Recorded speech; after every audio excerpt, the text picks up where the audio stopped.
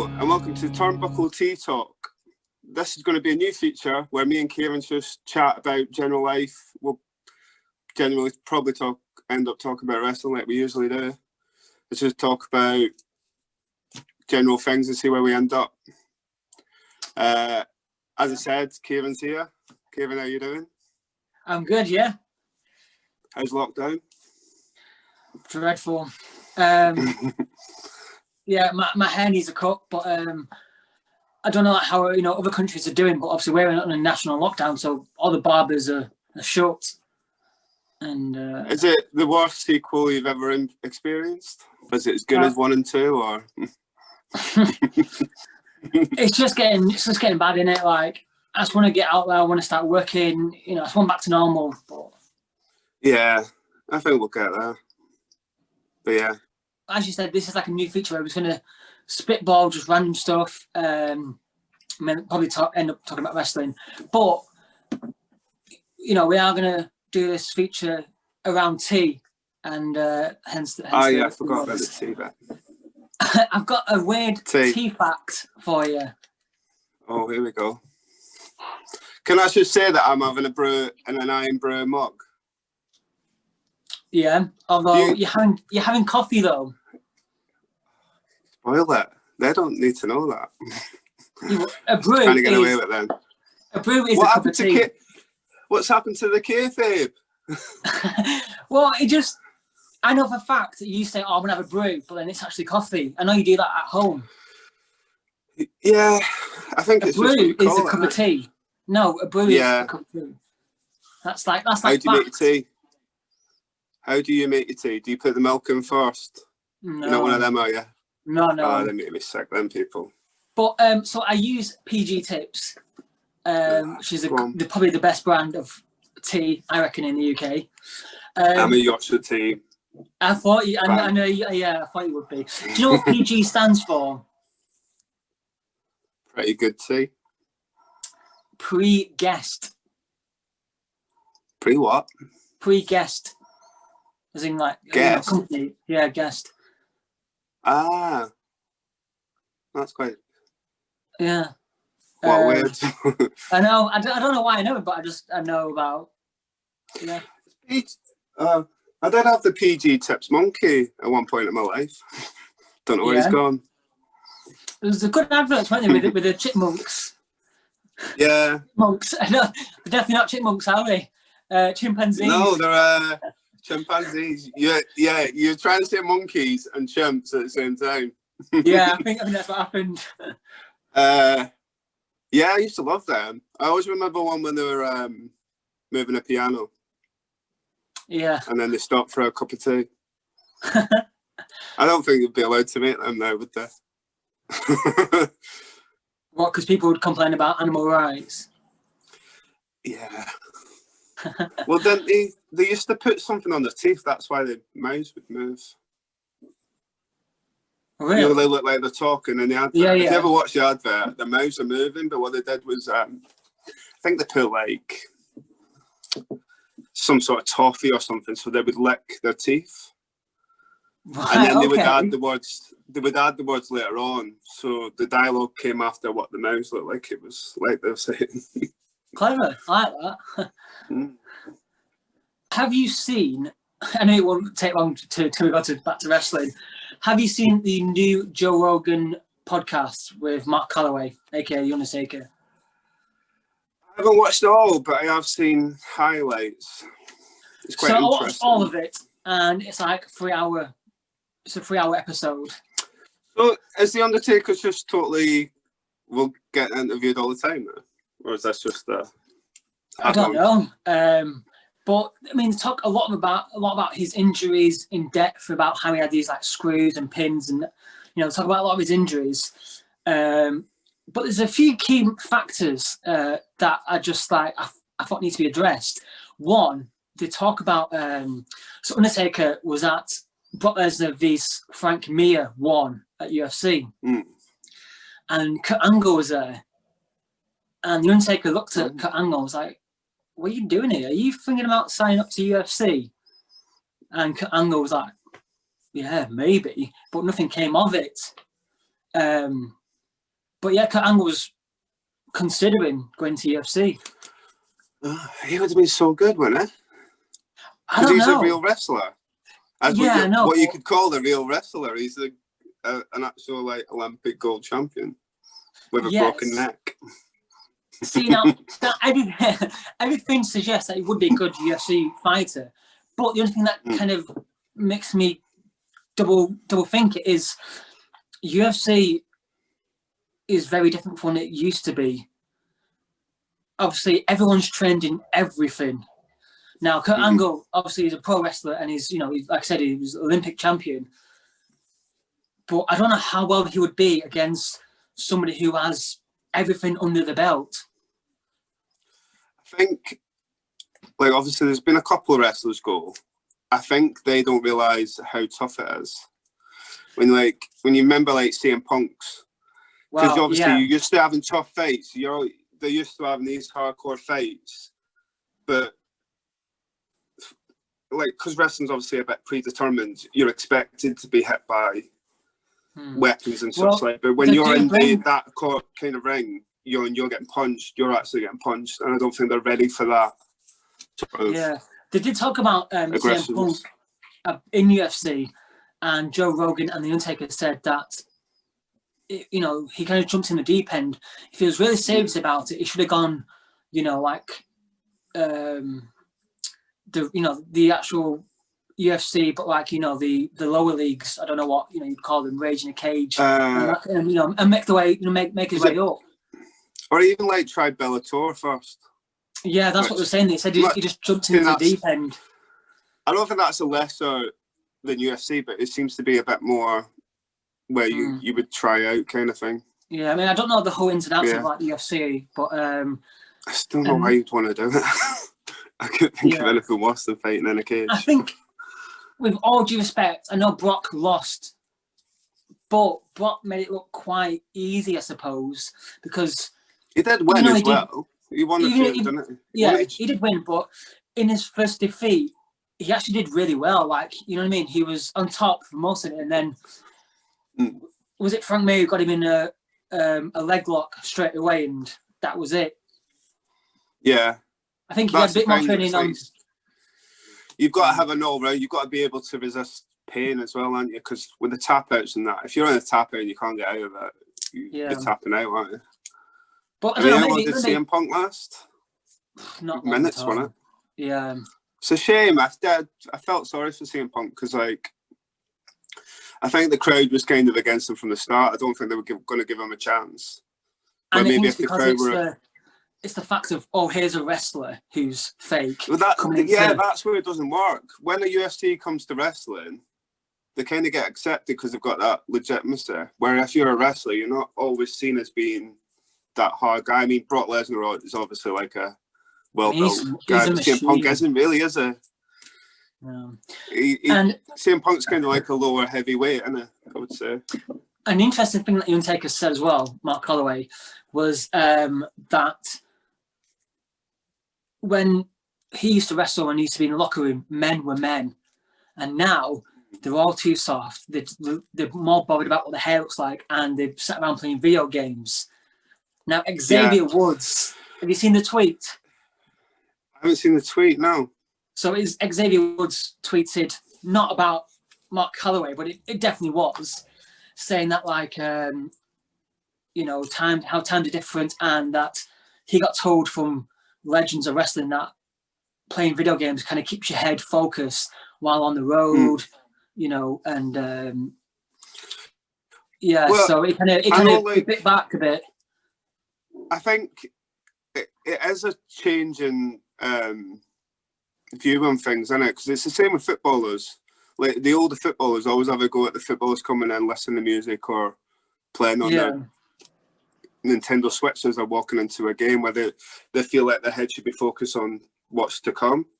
Yeah. But I think it's just totally different. I think the quote I seen was that he said he still watches it, but he finds it a struggle to watch because it's a lot softer now than when it used to be, which it is. We've always said that.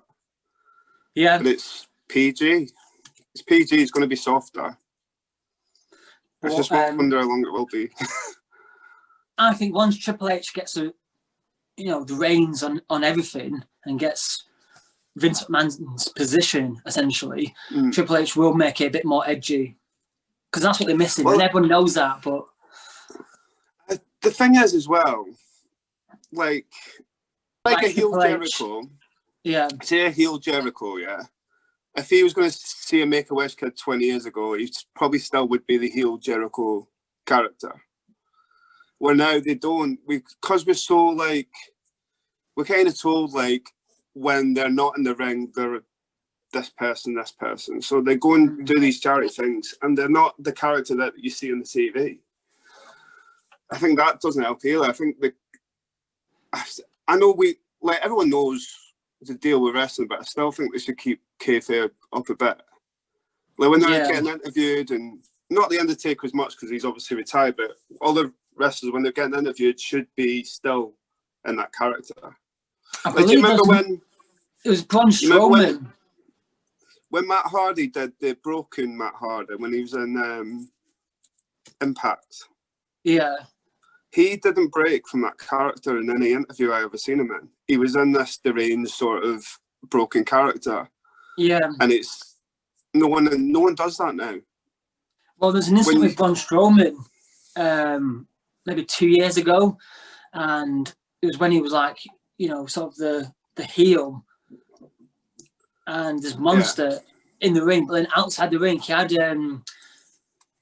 I think he had a picture taken in a restaurant or something, and he was just like the nicest guy ever, and it was just like a lot of people kind of tweeting backlashing at that situation as well.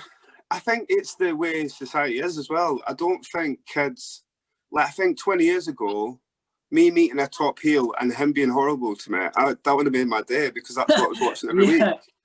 Well, now I think, because you have, I can't remember who it was, but there was an instance where one of the wrestlers had a go at the kid in the thing and he started crying, and his mum tweeted about it. There was one with Triple H as well. Triple H ended up giving him loads of merchandise after the show because he was crying that much. But back in the day, that wouldn't have bothered. Nobody's just been like... There's a video that I've seen I'm this guy on Instagram, and the commentators are commentating, and then this kid behind the commentators just gives a thumbs up, and then the mum just slaps the kid, and it's just the perfect like Attitude Era kind of kid. God. One of the best kayfabe stories I ever heard was, when Owen Hart and Bret Hart had a match at WrestleMania against each other. They were meant to be hating each other. They had a family meal at home with all the family who were obviously in on how the business works, and they still wouldn't talk to each other. They were acting as if they actually hated each other at the dinner table, just in case they got out. That's proper old school, isn't it? Yeah. But yeah. I think it was good. From what I see, it looked like a good interview with Undertaker. Yeah. Is he definitely done? What's that, sorry? Is he definitely done? Yeah. People are speculating he's going to come back for WrestleMania, but he seemed quite happy and content, just sticking away from the wrestling world. I think he wanted a good send-off, didn't he? And I think he got that. Joe Rogan actually mentioned, because we were on about fishing and hunting, and Joe Rogan said, would you ever do like a program? And the Undertaker said, I would, as long as it's not work, as long as I enjoy it. So I guarantee he'll get like Discovery Channel and, these fishing TV programs, trying to make a reality show where they just follow him fishing or hunting. Yeah. He's really into his bikes as well, isn't he? Yeah, he's into his bikes, yeah. I think as long as he has some kind of like his passion, about driving his bike or fishing, I think as long as he's happy and kind of doing his own thing, then he wouldn't want to return back to wrestling. I think things like that are still interesting anyway. Do you remember the Mick Foley one, Holy Foley? I like that. Yeah. It was on the network. Yeah, that was never really made any more of them, but that was always... Another one was quite interesting. It's probably not lasted the amount of time, but the Hogan reality TV show. Remember that? Yeah, yeah. Because they first it was weird. Well, they first had the Osbournes. That was Yeah, the first like I used big to love reality the TV show. The Osbournes was so good. And then they had Jessica Simpson and I remember that. her husband. What was that called? I can't remember. There's a really famous scene where she's at dinner and she's like, about the buffalo wings. And it's the buffalo wings, and she's like, I don't eat buffalo. And then Nick, it's called Nick. There's a tuna thing where their phrase on this tuna can is chicken of the sea. So he's like, do you want some tuna? And she's like, I don't eat chicken. And he's like, it's tuna. She said it says chicken of the sea. Yeah, that was a really good TV show. So that did MTV, like that blew up. So then that's when they kind of got the Hogan on board, the Hogan show. And it's only, I remember this the other day because he was on The Wheel. I don't know if you watched The Wheel. With Michael McIntyre, yeah. And Chris Eubank was on that. Yeah, do you remember his documentary series he had where he followed his family around? It was on ITV. It was fascinating. He's such an interesting guy. Yeah, no, it was. I'm pretty sure the Osbournes came out and then ITV were like, right, we need to get somebody that's quite quirky, and they got Chris Eubank, and it's just classic TV. I mean, the Osbournes was so good just because, like, they had a bit of trouble with the neighbours. So Ozzy Osbourne, being the legend that he is, through that bit of ham. Yeah, he throws a massive leg of ham, like this big like slab, and throws it through the window. Yeah. Brilliant. Great TV. Oh, definitely. I miss programmes like that. Yeah. They're all a bit... I mean, I quite like Total Divas, I must say. Well, I find it quite interesting. My fiancée, Molly, she started watching it because I said, why don't you watch it? Because she likes Keeping Up with the Kardashians, you know, Jersey Shore, all that kind of stuff. I said, watch this, and you might get into wrestling. She might want to watch a bit of wrestling with me. And she got really into it. And then I kind of got into it because I was watching it with her. And one of my favourite moments from the Divas series was when Paige tricks Natalia that she had weed. Yeah. So Paige tricks Natalia thinking that she had a weed cake, like a space cake, whatever you want to call it. Yeah, brownie one. Yeah, and they had a drug test that morning. So Natalia crashed a car on purpose to get out of the drug test. Oh, God. Yeah. And then Paige says, look, I was just joking. And Natalia, her face just dropped. She was like, why would you do that to me? Yeah. There's some good moments on it. Do you ever spoil things? Because you know what's going to happen. You know, when they're like, oh, I've got like a women's championship match up, I could be the champion. Are you like, nah, it's not happening? No, because I wanted her to get into it. So then she'd be like, yeah, oh, can we watch a bit of wrestling? I'm like, see, right, we can, babe. But a little segue, the Royal Rumble, which is in, 9 days? There's rumours that Eva Marie might come back, who was in Total Divas. Yeah, I don't know how I feel about Eva Marie. She's got potential. I mean, she's all right. I mean, I don't know. I haven't seen her wrestle a few times. She had a good gimmick going just before she left, didn't she? Where she kept turning up and then making an excuse not to wrestle. Yeah, so I think there is a bit of potential in there. And I think, it'd be good for her. So, yeah. I'm looking forward to that. So we're going to do this Turnbuckle Talk tea time every week. Like I said, just spitball. So I think we're going to leave it there for today. But final thoughts, because the next one will be just before the Royal Rumble next week, like 2 days before the Royal Rumble. I'm just intrigued between the time it takes now to next week. Who do you think's going to win the women's and the men's? What, so you're going to ask me now and next time? Yeah. I just want to see if it changes. Oh, because SmackDown's on. Yeah. So the night we're recording this. for me, the women is Bianca, because she's having a documentary this week on the network, and it seems they're pushing her quite a bit. Yeah. It's like I said to you before, though.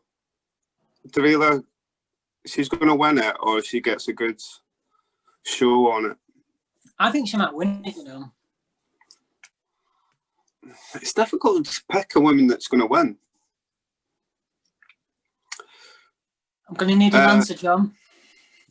I might go with Bailey. Bailey, yeah. And just because I know she might be coming back. Okay. And the men's? I'll give you two. Okay. Because I've just thought of somebody that's not been in a while. And he's a former champion. I'll tell you one that's I want to win, which is The Fiend. Yeah. I hope he makes an appearance. But I was thinking Jinder Mahal. Okay, that's a span in the works. Just as an out, because I'd love it if they really are going to surprise you, and he's number 30 and he comes in and he ends up winning. Okay. Because do you remember when he won the championship? It was just like a massive surprise. Everyone was like, "What?" And then he was champion for ages. Yeah.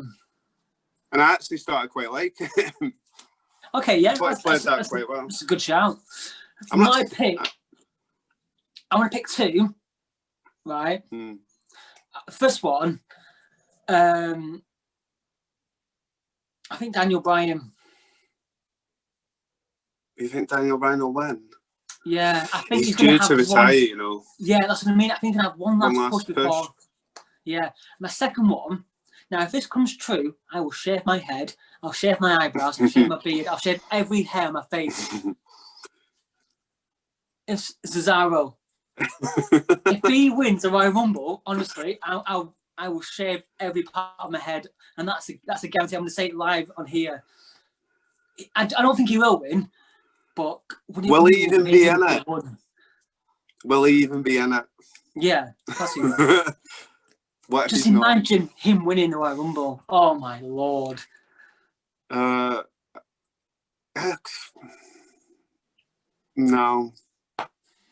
Don't crush my dreams, John. Is Money in the Bank getting cashed in? That's what I want to know. Yes. Now, what's the rules? You have to do it before the Money in the Bank pay-per-view. Which is when? A few months yet. It's after WrestleMania, isn't it? Yeah, it's after WrestleMania. So we'll leave it there. Like I said, thank you for listening. If you're listening on YouTube, give us a like, give us a comment, say hello, and also give us a subscribe. Like I said, it's going to be every week, just spitballing random stuff, not necessarily about wrestling, sometimes about the Osbournes and Jessica Simpson. Yeah, you can send in things you want us to talk about or bring up. Yeah. Any questions? Yeah, maybe we could talk about Scotland. Anything. I think one week we should talk about Scotland and because I reckon there's quite a few myths out there about Scotland and Scottish people, you know, from Americans, you know. Possibly there could be. Maybe you could even teach us some Scottish words, you know, even words I don't know. I'll tell you some Scottish phrases. Yeah, actually, we're going to do. Well, yeah, we'll do that, okay? And we'll talk about haggis, because a lot of people actually don't know what haggis is. I only learned when I went to uni what it was. Well, it's Burns night soon on Monday. I don't know when this is going out, but this is brilliant, excellent. Yeah, we'll do that next week, shall we? Should we do it next week? To wait to Scotland. Yeah. Excellent. Right. Thank you, and look forward to Scotland with John next week. See you again. Thank you. See ya. Bye.